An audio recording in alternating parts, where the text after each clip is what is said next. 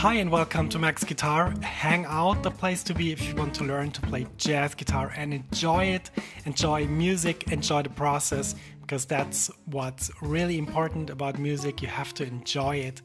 And if you're interested in that, this podcast is for you.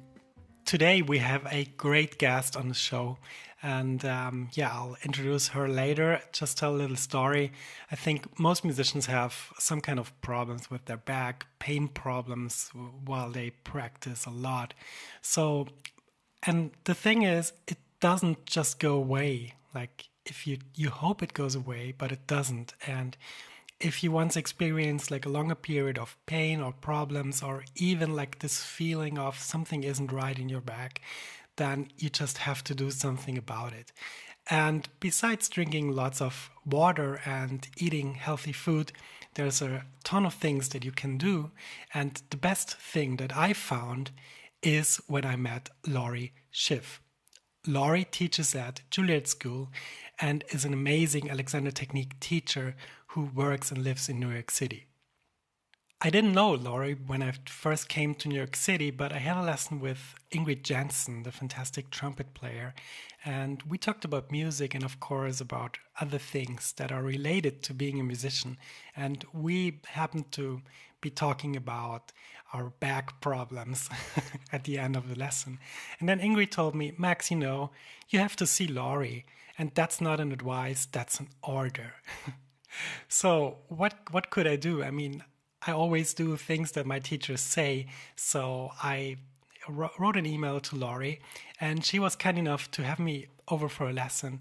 And I have to tell you that this lesson changed the concept of my body and music, because I was so overwhelmed with the result. And after this first lesson, I took more lessons with her.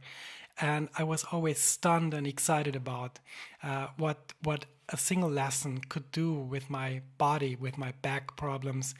And I highly recommended Lori's work to everyone who had back problems. So a few months ago, I came back to New York City and I just wanted to have more lessons with Lori. That's pretty, maybe pretty understandable. But another thing that I wanted to do is I wanted to interview her and ask her about her techniques, about Alexander Technique, about her work, about her life.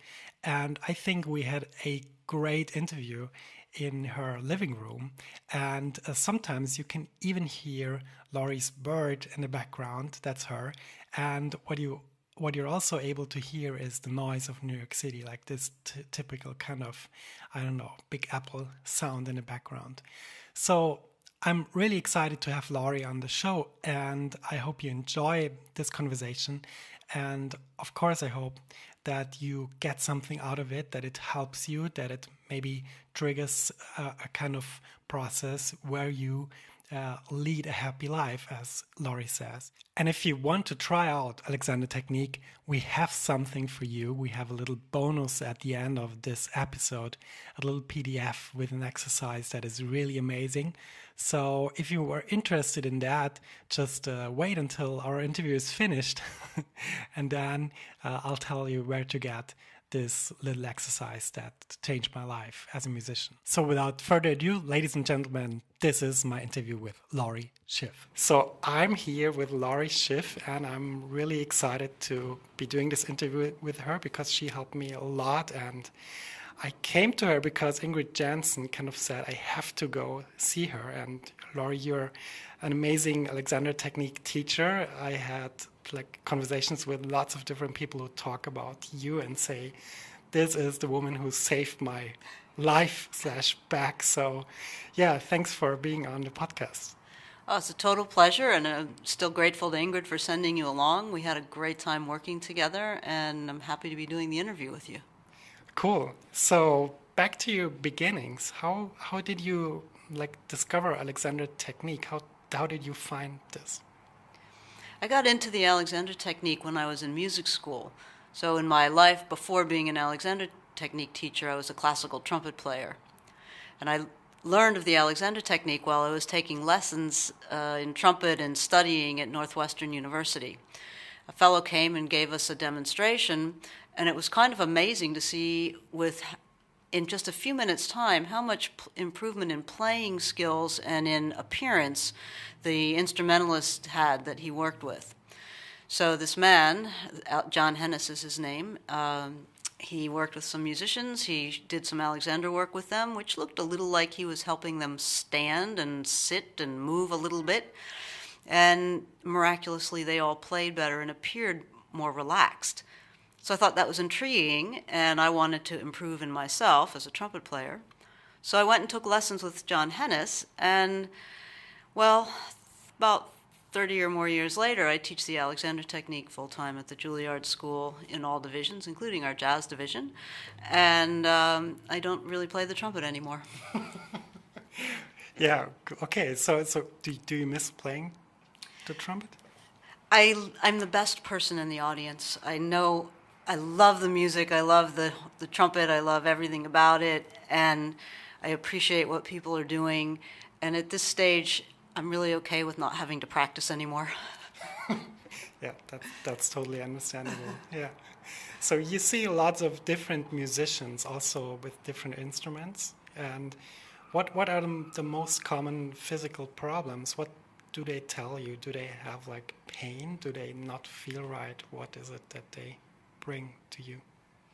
I do see instrumentalists and singers of all different types, and everything from violin to accordion to saxophone to vibraphone to French horn, and I would have to say the most common thing is discomfort, and I'll use that as a broad term. So discomfort could include back, neck, shoulder pain, anything like that, wrists, anything at all. Often people come because they feel they're not breathing very well, or just out of curiosity when it's not pain. But most of these issues around pain have a lot to do with how a person uses their whole body, in addition to the very fine-tuning of parts like hands and wrists and fingers and things like that.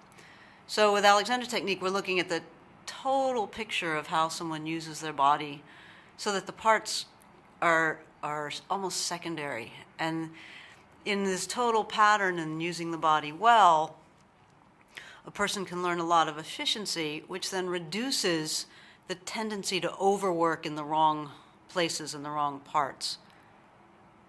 So with Alexander technique, you learn to be aware of how you're using your body and how to reduce tension in the wrong places that ultimately is causing discomfort. That's very interesting. And what do they say, like after you've helped them, like after they've experienced a transition in their life? What do they say? What are the common things that they notice? The kind of results, well, often, even in a few minutes' time, there'll be a big change that isn't necessarily sustained, but as they work over a few weeks or months, as you did, and the use of the body is improved, the things that they say is anything from, this was life-changing, I'm so much happier, I'm more open, I'm taller, I concentrate better, my back pain is gone, my shoulders feel like they move better, my hands are freer. It can all sound a bit miraculous, except that it's really just very practical. Cool. And how would you describe like what you do with them, what you work on with them? Is there an easy explanation how to change their system or their body work? The Alexander technique is literally a hands-on method. So when people come in and have an Alexander lesson, for example, a guitarist like yourself who comes in and describes perhaps some discomfort they're having or some improvement they want to make, what I'll do is talk to the person and I kind of watch and listen. They're just in their regular old street clothes, jeans and a shirt or whatever. And as an Alexander teacher, what I'll do is observe how they're using their body both in casual conversation and then also when they play. So often if it's an instrumentalist, I'll ask them to play, even a few minutes. And it's pretty clear what body habits are strongest and what's getting in the way. So then what I will do with the student that comes in is help them realize what they're doing in their body that's getting in the way of the expressive result that they want. Some of that is visual, so we have a mirror, or every now and again we'll use video to show them what habits are occurring. And a good deal of it is very gentle and very specific hands-on guidance. So often in an Alexander lesson, you'll see the teacher's hands on the person's head, neck, back, very, very gently. It's very different than physiotherapy or chiropractics. It's more guiding and making aware of and helping a student release tension. So you would see a person standing and sitting quietly, the teacher's hands on their back and neck, guiding them, and they gradually start to move better, sit up a little bit more, stand up in a way that's a little more open and at ease. They might start breathing a little deeper. And then these seemingly miraculous results start to occur. There's simply less tension. And before, when I ask you about how it affects your students, you said that sometimes it's not sustainable even if you see an immediate change in the system. So how long does it actually take for them to incorporate that in their life and their kind of body work system? Yeah, so people often ask about, how long does it take to make a change? Well, you can make a change in 5 minutes, but sustaining it requires the awareness and practice of the student, much like getting proficient on your instrument as guitar or something. So the Alexander technique is educational.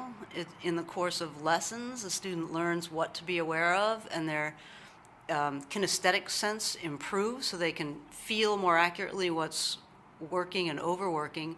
And it's the student's job then to pay attention in the course of the week and try things in slightly different ways. And the sustainable change can happen either in weeks or months or years, and there's no limit. So you can always keep improving. Yeah. So what I wanted to ask you is, the life of a jazz musician can be very exhausting. It's the life of a musician basically, or the life of any individual, especially in New York City. So I always had in mind that also the way the music is set up, the entire system, which makes you work so much and travel a lot, practice a lot, play under tension, you don't feel right, but you have to play.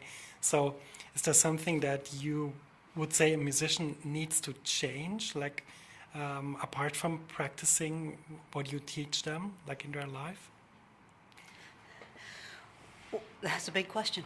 Well, yeah, the life certainly of a jazz musician and touring jazz musicians is rather, it takes an awful lot of energy. And along with playing the instrument, there's all the travel involved. There's an awful lot of carrying things, guitars and amps and stuff. And then there's small bandstands where you kind of sit or stand in rather tight configurations. So even those things, which are not the actual playing skills that people have, are rather demanding. And the more you learn about how you use your body, whether it's playing an instrument or not, the more readily and easily you can adapt to all kinds of circumstances. So through Alexander lessons, as you learn to recognize how you're using your body and what's causing tension reactions, you can also learn to set up your bandstand slightly differently. You learn to pay attention to how you're carrying your guitar or your amp or your suitcase for that matter. And this goes well beyond the practical things of, get a suitcase with wheels on it, that kind of thing.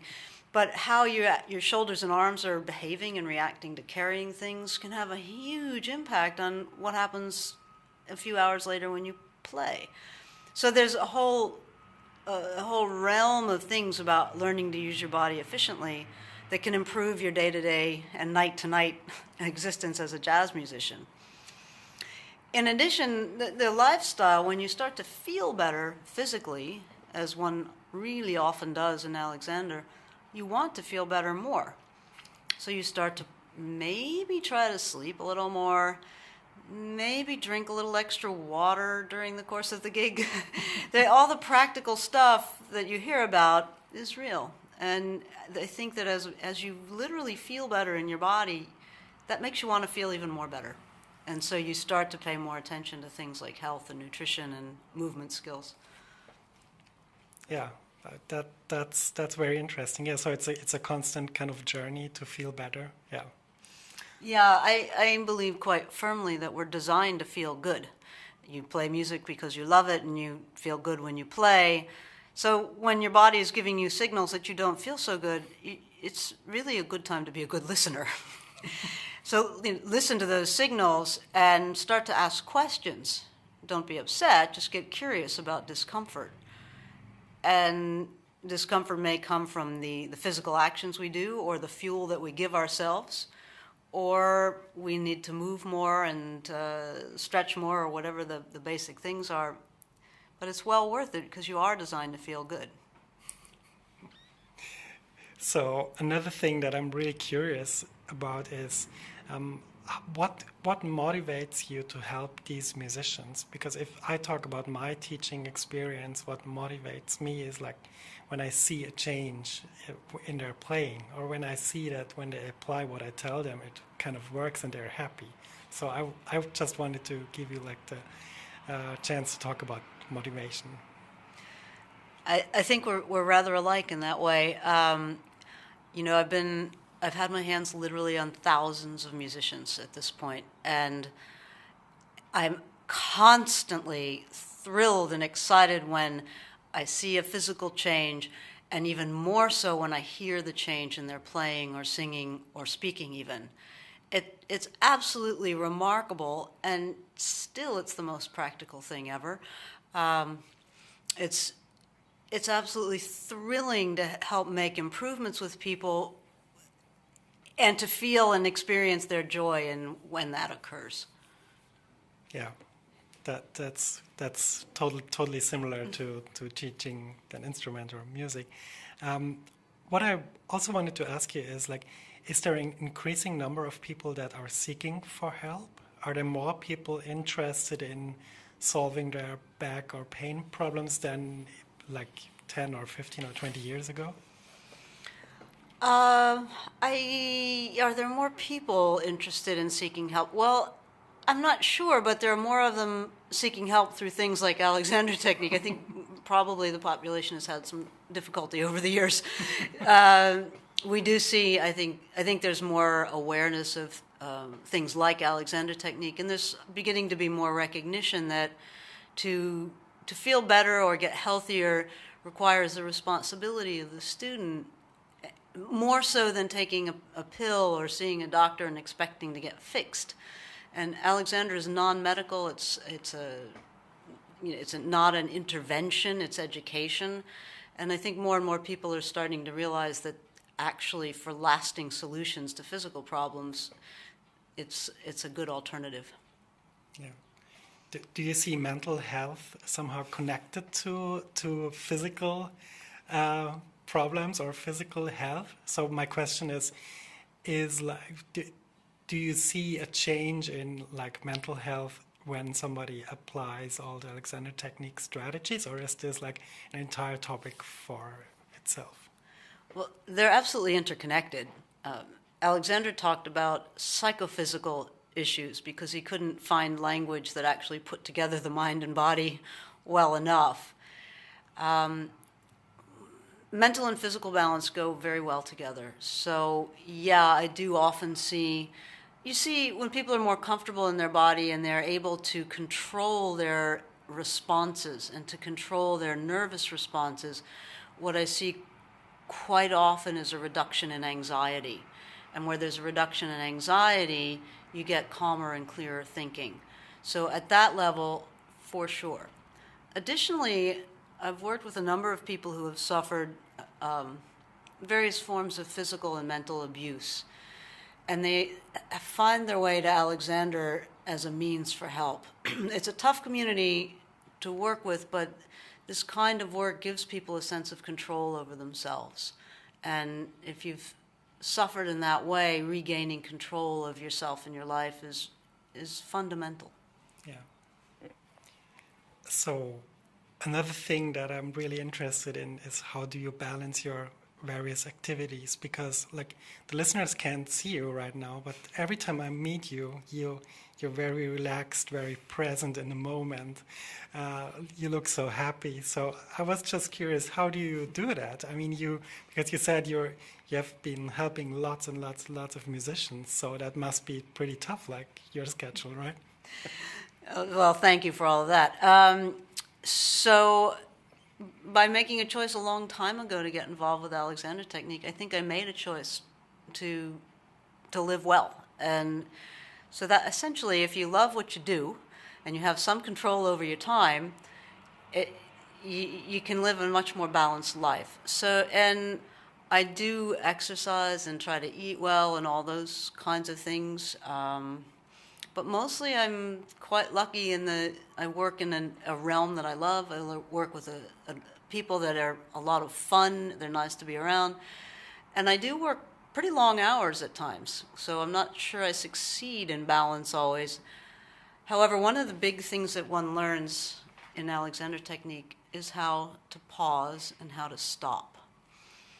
And in pausing and stopping, it gives you a little chance to think about things and experience things.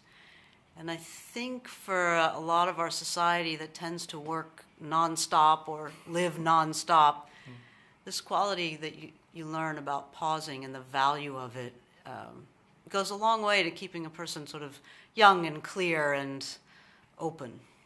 Yeah.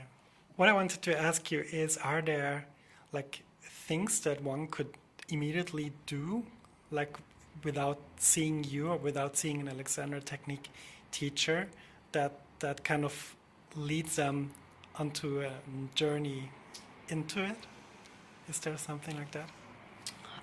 Sure. I think maybe if you're sitting and listening to this, or walking down the street and listening through an iPhone or something like that, start paying attention to where your head is.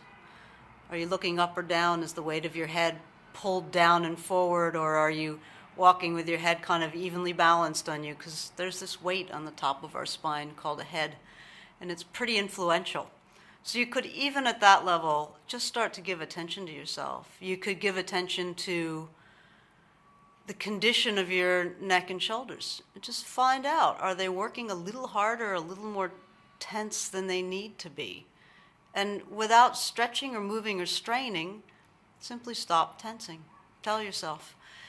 Another strategy is to just, when you look in the mirror, really look. Don't look to correct, just observe and see how you are. And see if, by asking yourself, you can simply let go of a bit of tension without collapsing. So it's not a relaxation situation, it's just loosen your shoulders, your neck a little bit by decision. And those things are a start.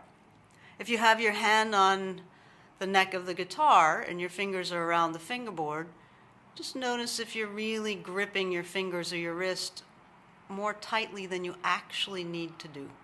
Can you let your hand just rest a little bit on the fingerboard, move your fingers across the frets gently, and then gradually add the energy you need. And in that moment, notice if you're leaning to your left or if your shoulder is tense, so that you expand your attention beyond your hands. Amazing. I just did that. It feels differently. Yeah. So my last question would be, if people are interested in learning about you and your work and about the Alexander Technique, where can they find you? Well, I have a website, so www.lorischiff.com. That's LORISCHIFF. Or in the United States, there's an organization called AMSAT, American Society for the Alexander Technique. You can look up AMSAT in Google, and all of their information will come up.